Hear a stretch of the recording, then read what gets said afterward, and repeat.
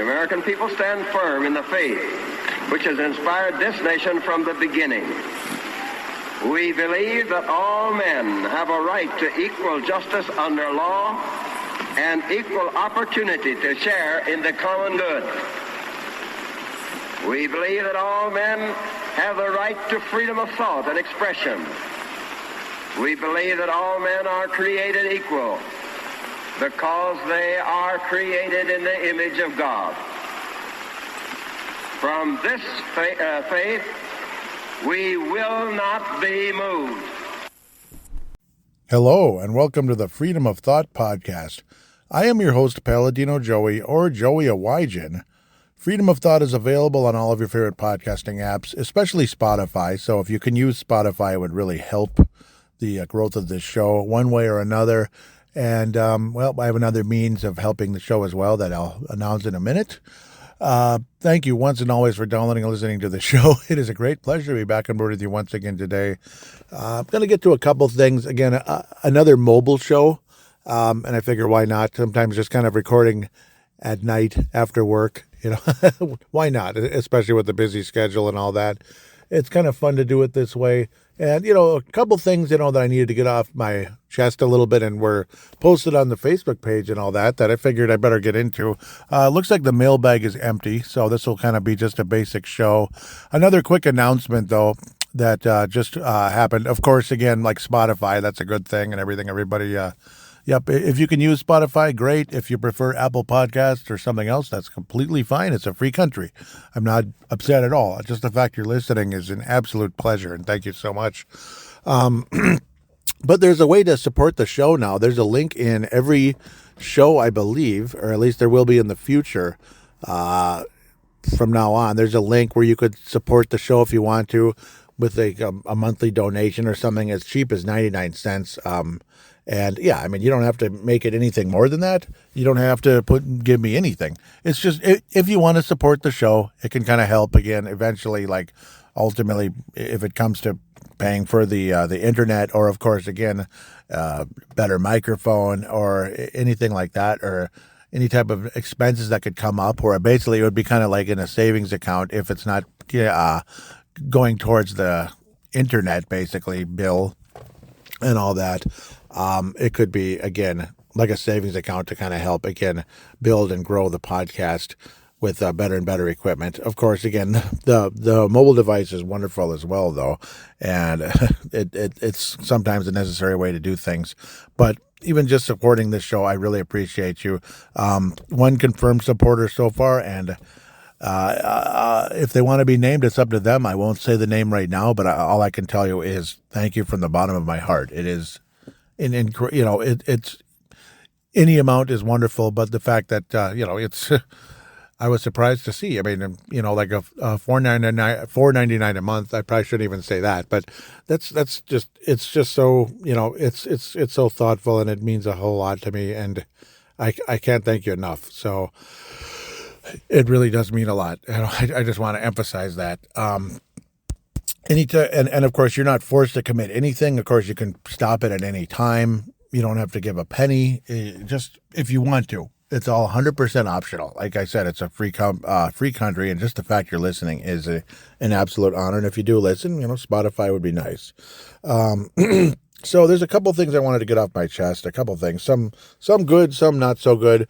I posted. I guess it was only a week ago or so. Now that I'm stammering all over myself, those nice, beautiful, clear days, the ones that were warmer and the ones that were a little bit cooler, whatever it was. It seemed like every single day, no matter how beautiful and clear the sky was, or mostly clear or whatever, it was always hazy, always hazy. I could imagine part of it was due to the snow melting rapidly and all that and evaporating and all that, but it wasn't that humid. You know what I mean? It wasn't that humid. It wasn't like, like July 4th weekend sometimes, like around July 4th and, all the way up until Labor Day. It can get humid as heck outside, pretty much from July 4th to Labor Day, and even beyond Labor Day. The humidity can be sky high sometimes, So, I mean, yes, the melting snow contributed to it somehow. But when you look at the shape of of some of the clouds, obviously some of them you can tell they're natural, but you can see contrails in the images and some of the pictures that I've posted on there, and how they widen and widen and widen and widen, and the sky just seems hazier and hazier and hazier. And of course, I'm not the only person talking about this. I don't think it makes you a kook or a nut or anything to think that it's kind of weird. Like every single day, there's just kind of a haziness. The sunlight's not as bright as you'd expect. Some days it is. Some days it is, especially windy days, like everything gets blown away and all that.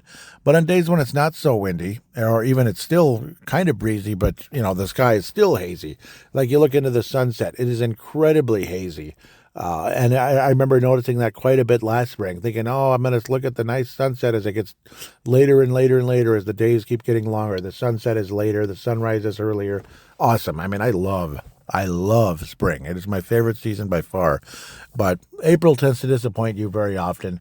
It'll warm up and then bam, it's like 30 for a week. It's like, oh, come on. And if it gets to 40, it's like yay. It's still about 10 degrees below what it should be, if not 15. But the thing that's been a constant is the haze.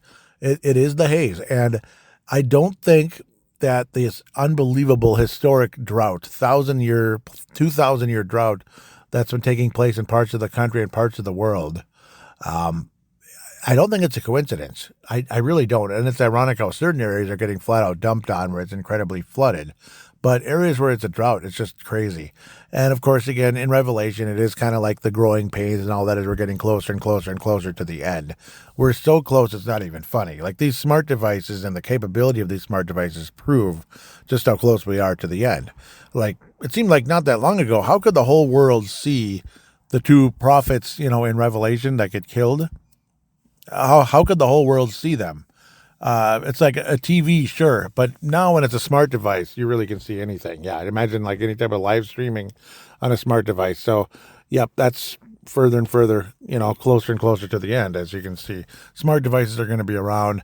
The fact that they can track you and you could put your pretty much everything but your ID on them, and I bet you could put your ID on them too. Just imagine that's in a computer chip injected into your wrist or your forehead. Well, there you go. That's the mark of the beast. You cannot buy or sell this and that. Your identity, you are your identity. Boom, boom. Now, see, it'll be all in the name of like, oh yeah, that'll protect you from fraud and this and that. And now you'll have all the ability to do anything you want, and just join us. Ha ha. And that's kind of what that is. So again, I do see all of this as a New World Order type of thing. How the white haze in the sky never ceases, pardon me. This is on the Facebook page, facebook.com/freedom of thought 1776. The white haze in the sky never ceases. Clearly something isn't right. Once again, everything looks blurry. This is all the time, folks. It's not just once in a while. Yeah, because everything looks more blurry than normal. It might not necessarily be like the sky's white, but like why, like say cirrus clouds, beautiful defined cirrus clouds and all that, they don't look as clear as they used to. They look blurry now. They look blurry, almost as if like you need to get your eyes checked. But I'm wearing glasses and everything else looks pretty darn clear. But why do the clouds look blurry? Like almost like it's just out of focus or something. Because there's something in the atmosphere that wasn't there before, folks. And even Bill Gates has admitted multiple occasions that they've been putting things into jet fuel that reflect sunlight back out into the atmosphere in the name of global warming. And that could explain why there's been record cold time and time again. Reports of that the last 5+ years now of record cold. And of course, weird illnesses that pop up, like it's like strange, almost like illnesses you don't really, it's like sudden and it's like everybody. It's like, what the heck? Where did that come from? So you really do wonder what all this is about. And again, the fact that, like last couple of years, last 3 years now, 2020, especially 21 and 22, but even 2020 had some pretty dry spells in it. But 21 and 22 had historic dry spells. Like, oftentimes in the summer, it's like, okay, fine, I'll work. It's raining. Ugh. Fine, I'll work voluntary overtime as much as I don't want to in the summer. It's raining. What's the point of staying home on a nasty, crappy, rainy day? anyway, or staying home because I can't go swimming. I can record podcasts. There's that, but can't go swimming. I could do DoorDash, but I didn't think of DoorDash the last couple of years. But last year I went like 0 days, 0 Saturdays, because every Saturday was dry.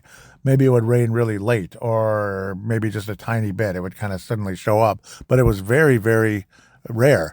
I don't know. Something's different. Grass isn't growing like it used to. Plants aren't growing like they used to.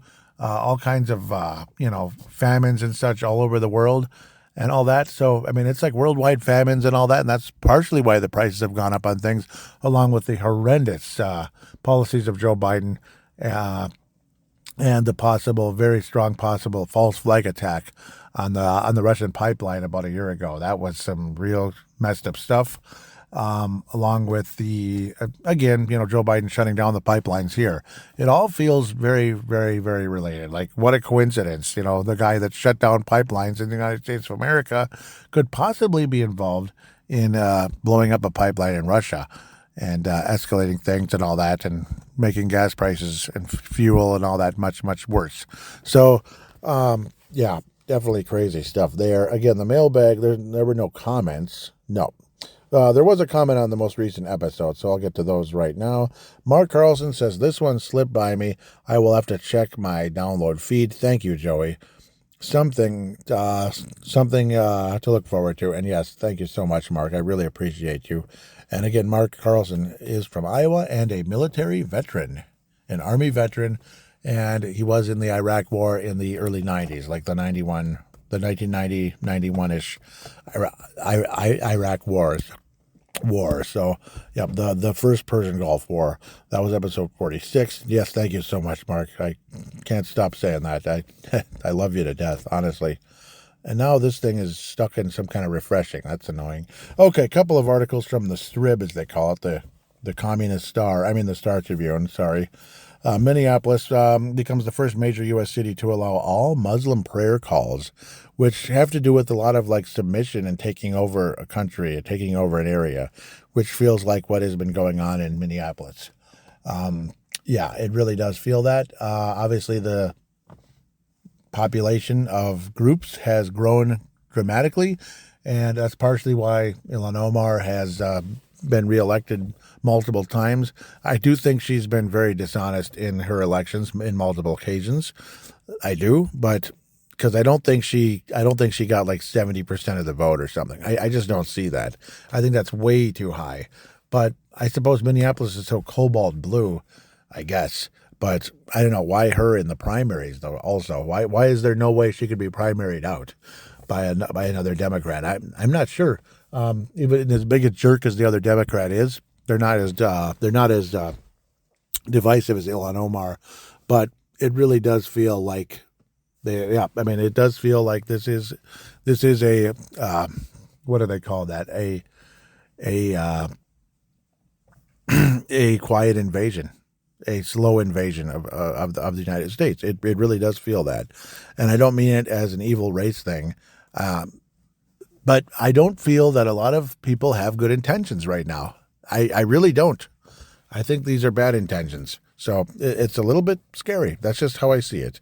What was another thing that came up? Minneapolis City Council approves millions more in Derek Chauvin brutality settlements. So again, more and more reason for more and more reason for people to kind of stomp more and more on this former police officer who, right or wrong, was convicted for the whole George Floyd situation. More and more settlements, more and more millions of dollars of taxpayer money going to people. It's just, I don't know. But I still say the whole Floyd family really was just opportunist and very dishonest in this whole situation. A lot like a lot of these political groups out there that have basically been swimming in money dishonestly for over a decade. It's disgusting. Final thing, what Bud Light should be promoting. Yep, they put like a military veteran, a soldier, standing next to the flag. That's what they should be promoting instead of transgender. Yeah, it's unbelievable that Bud Light is promoting transgender behavior, especially considering what the transgender group has been, what the transgender community has been all about. Basically, trying to encourage children to basically say, oh, if you're a boy and you have feminine like feelings, you're a girl.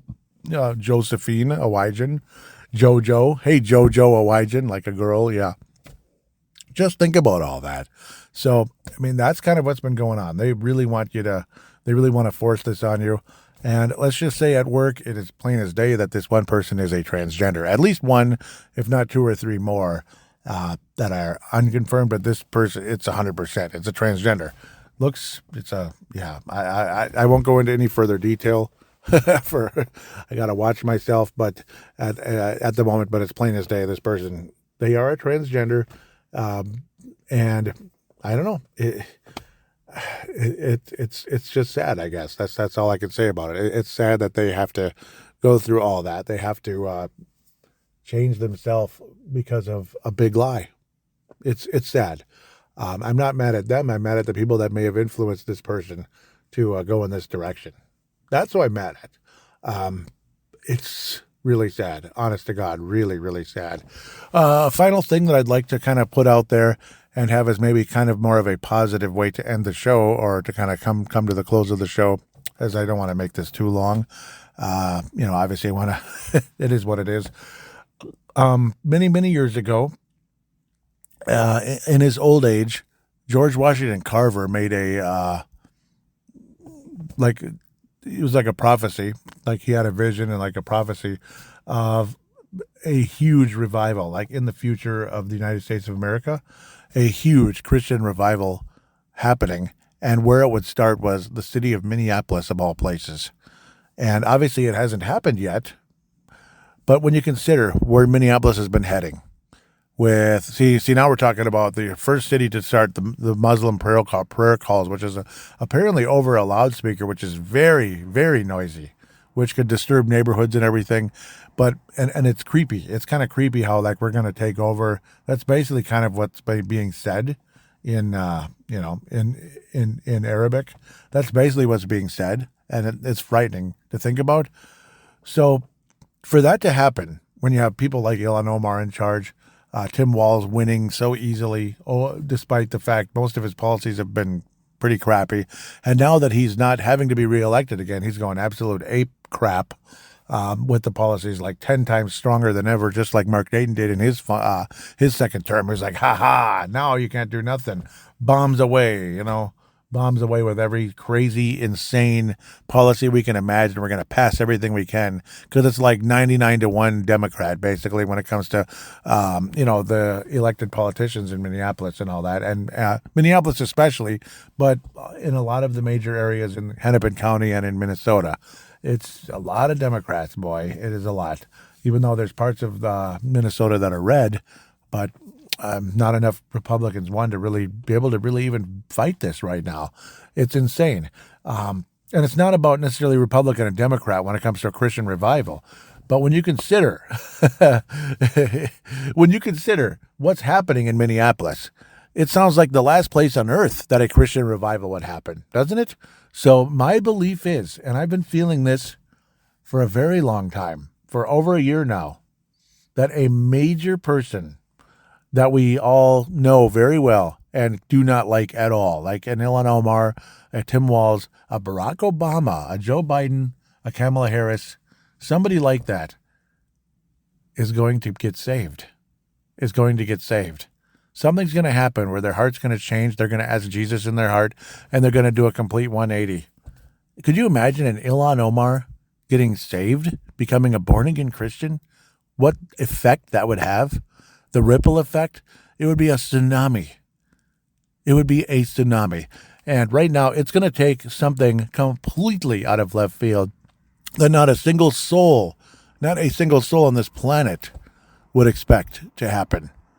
An Ilhan Omar getting saved, a Barack Obama becoming a born-again Christian and going completely the other direction, saying, no, this is wrong, what we've been doing, completely wrong. It's going to take something like that to not only, to have a Christian revival, and things in this country change so much, because this country has gone so far from God, it's not even funny. We're going completely in every direction, whether it be Scientology, whatever the heck, atheism is like off the charts now. Agnostic is probably like the number one thing, pretty much. Agnostic, where it's like, okay, I guess, but no, you know what I mean? That they don't care. They're bored with everything. Buddhist, Hindu, whatever, like the Native American religion, basically, where it's kind of like the Great White Spirit or whatever. All that kind of stuff. We're kind of like so many people have gone in those other directions over the years, but for some huge revival to happen would really, yeah, it would cause a tsunami throughout the world, if something interesting would happen. But I have a feeling one or more major figures right now that there's no way, that we can't stand right now is gonna do a 180. They're gonna get saved and they're gonna influence so many people. It's gonna be quite a sight to see, and God be praised, no doubt about it. I will end on that note.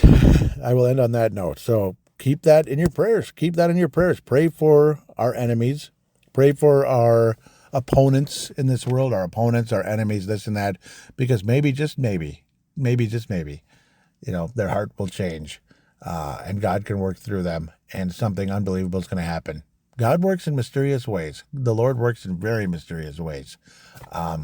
Hopefully someday I'll have some really good news at work about something as well, and I'll have a testimony about that someday. I can't do it yet, of course, but that day is coming, and I'm thanking God for that as well.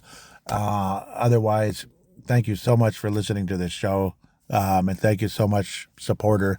Again, I'll say your name if you want me to, but if you prefer me to keep it quiet, I'll keep it quiet. But thank you so much for supporting the show, and anybody else that wants to, thank you so much. Thank you so much. And if you don't want to, it's okay. It's a free country.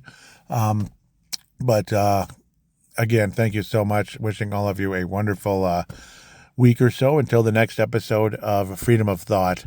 And God bless the United States of America.